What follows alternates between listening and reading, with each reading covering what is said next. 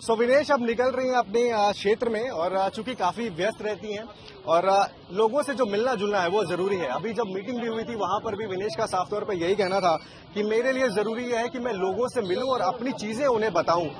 इस वक्त भी विनेश अपने क्षेत्र में जा रही हैं और दिन भर का एक कार्यक्रम होता है। चूंकि कांग्रेस की तरफ से ये बड़ी जिम्मेदारी जो है यहाँ पर विनेश को मिली है और एक बड़ा नाम भी है हरियाणा की राजनीति में। अगर हम देखेंगे, अगर आप बीजेपी वर्सेस कांग्रेस देखो तो वहां पर भी आपको एक चीज साफ और वो फर्क भी साफ नजर आएगा कि क्यों आखिर कांग्रेस ने विनेश फोगाट को जो है अपने ये टिकट दिया। इसका सबसे बड़ा रीजन ये है कि ये जो क्षेत्र है यहाँ पर विनेश एक ऐसा नाम बनकर उभर सकता है जो आप कांग्रेस को फायदा पहुंचाए और खासतौर से इस असेंबली इलेक्शन में उम्मीद भी यही की जा रही कि विनेश फोगाट की पॉलिटिकल एंट्री एक बड़ा टर्न अराउंड करेगी, बड़ा फर्क लेके आएगी हरियाणा की राजनीति के अंदर में और खासतौर से इस विधानसभा क्षेत्र के अंदर में। तो एक वो बड़ा चीज है और विनेश के लिए खासतौर पर चैलेंज ये है कि वो कैसे अपनी बातों को लोगों को बताएं, क्योंकि खेल के मैदान में उन्होंने देश का तिरंगा जरूर ऊंचा किया है, कई बार भारत के लिए उन्होंने मेडल जीते हैं, लेकिन उसके बाद ये जो एंट्री होती है पॉलिटिक्स के अंदर में ये इतनी आसान नहीं थी। हालांकि पहले से ही कहीं न कहीं इस बात का जिक्र शुरू हो गया था कि विनेश फोगाट राजनीति में एंट्री करेंगे, लेकिन ऑफिशियली अब विनेश फोगाट कांग्रेस की कैंडिडेट हैं और जिस तरीके का सपोर्ट इनको यहाँ पर मिल रहा है। भैया, विनेश फोगाट कांग्रेस की टिकट आपके क्षेत्र से, आपकी ये बहू भी हैं वो यहाँ कर आकी, आप लोग कैसे देखते हैं विनेश फोगाट को? बहुत बढ़िया नजरिए से देख रहे हैं जी। हमारा तो सौभाग्य है जी, जुलाना में इनको इंटरनेशनल प्लेयर को टिकट मिली है जी। जुलाना तो बहुत ही पिछड़ा एरिया था जी और हम तो सौभाग्यशाली मानते हैं और हम इसको बिल्कुल एक तरफा से जिताएंगे जिसको कोई टक्कर में नहीं है जिसके, ना कोई बीजेपी है ना कोई इनेलो है ना कोई जेजेपी, सिर्फ एक तरफा जीत रहे। 50,000 से लीड मान रहे हैं जी हम इसको। 50,000 से लीड मान रहे। ताऊ, आपका क्या कहना है विनेश फोगाट कांग्रेस के टिकट पर? कांग्रेस की टिकट पर विनेश फोगाट अब अच्छे वोटों से जीतेगी।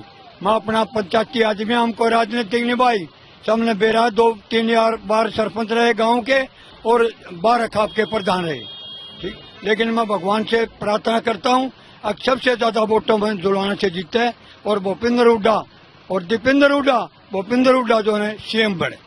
तो मैं हल्का की तरफ से विश्वास दिलाता हूं, अगर मेरे ख्याल में तो जींद जिले में और तो खाटी लांदा नहीं, जींद जिले में सबसे ज्यादा वोटों से विनेश फोगाट जीतेगी। एक तरफा जीत होगी ताऊ, आपको लगता है एक तरफा जीत? हाँ, एक तरफा को थोड़ा बहुत मुकाबले में सबसे ज्यादा वोटों से जींद में जीतेगी। ये दावा है, मजबूती से इलेक्शन लड़ रही है, खिलाड़ी है, अंतर्राष्ट्रीय खिलाड़ी है, नाम है सारा देश में और निष्पक्ष भावना से काम करेगी। मतलब इसका दिल हमने नजदीक से देख लिया इसको, इसमें कोई वो नहीं है, मतलब बहुत बढ़िया काम करेगी। अच्छा देखिए, आप लोग पहले विनेश फोगाट को एक खिलाड़ी के तौर पे जानते थे, ठीक है, अब विनेश फोगाट को आप एक पॉलिटिशियन के तौर पर जानते हैं। दोनों में क्या फर्क है? जब आप विनेश से पहले मिले जब वो मेडल लेकर आती थी, अब जब आप विनेश से मिले जब वो कांग्रेस की कैंडिडेट है। देखो, मैं भी प्रत्याशी के लिए नाम भर रखा था, मैंने भी सज्जन रेट डूईगरा गांव में मेरा नोगामा खाप का मैं उप प्रधान हूँ। देखो, इसके आते ही हमारे इतनी खुशी होगी कि सबको खुशी होगी विनेश फोगाट जी हमारे जुलाना से लड़ेगी, हमारे को बहुत ज्यादा खुशी हुई है और ये जीतेगी, अच्छे मार्जिन से जीतेगी। बीजेपी का कोई सीन ही नहीं है? नहीं, बीजेपी का कोई बाहर से आ रहा है, पलवल से कहीं से, बस का कोई जाति बाहर का कैंडिडेट। आप लाया जी, सफेदों से लाए और सफेदों उसकी रिहाइश भी नहीं है, पलवल से है जी वो, सफेदों रिहाइश भी नहीं है, वो तो उसके दादा दादी रहा करते थे पहले, अब तो वो पलवल रहता है जी।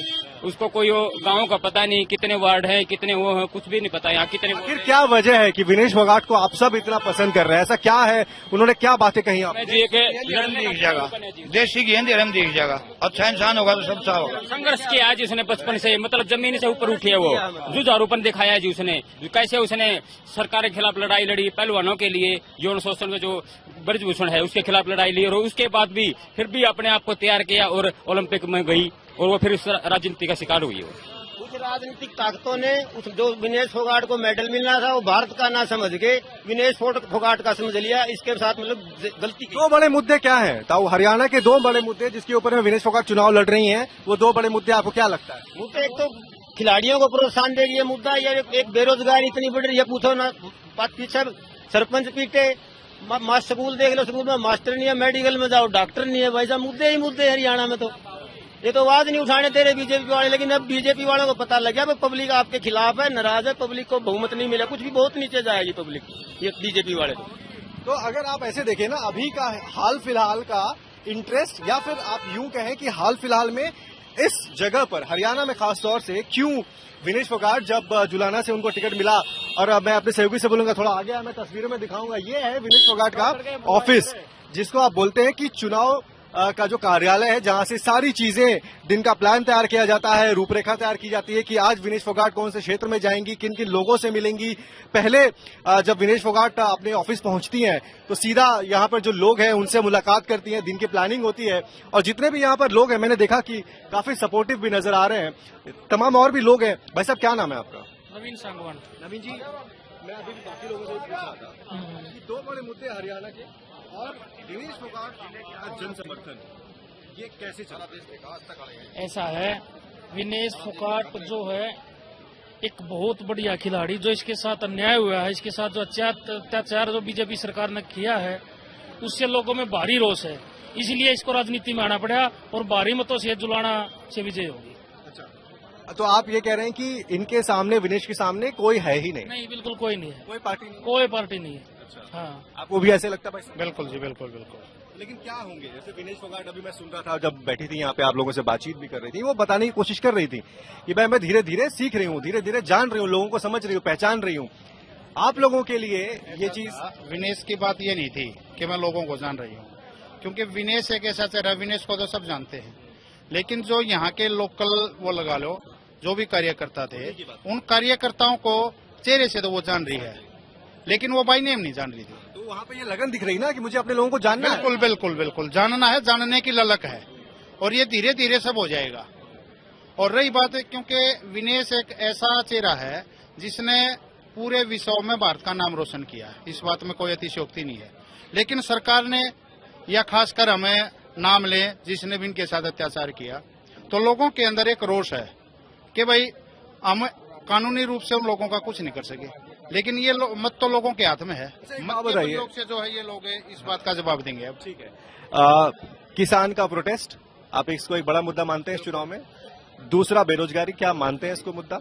यहाँ लोकल क्या बड़े मुद्दे हैं? ये तो चलिए राष्ट्रीय स्तर के भी मुद्दे रहे हैं, इसको हमने लोकसभा चुनाव में भी देखा है इसका असर, लेकिन यहाँ जमीनी स्तर पर क्या बड़े मुद्दे हैं जिनको विनेश लेकर आगे चलेंगे? जमीनी स्तर पर जो सबसे बड़ा मुद्दा है वो है पानी को लेकर के।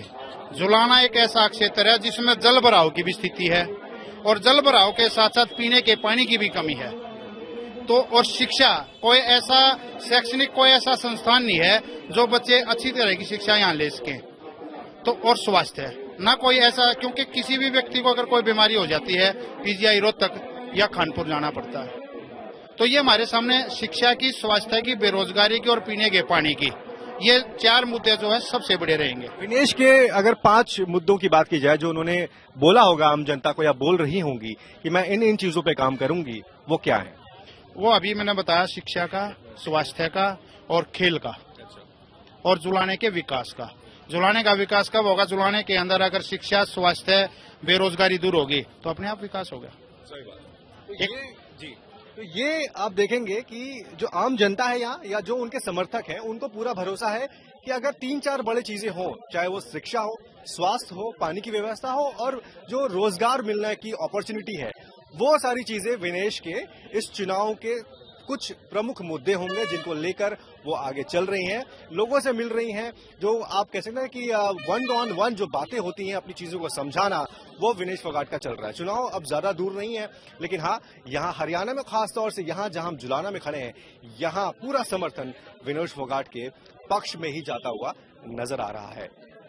नितिन श्रीवास्तव, जुलाना, आज तक।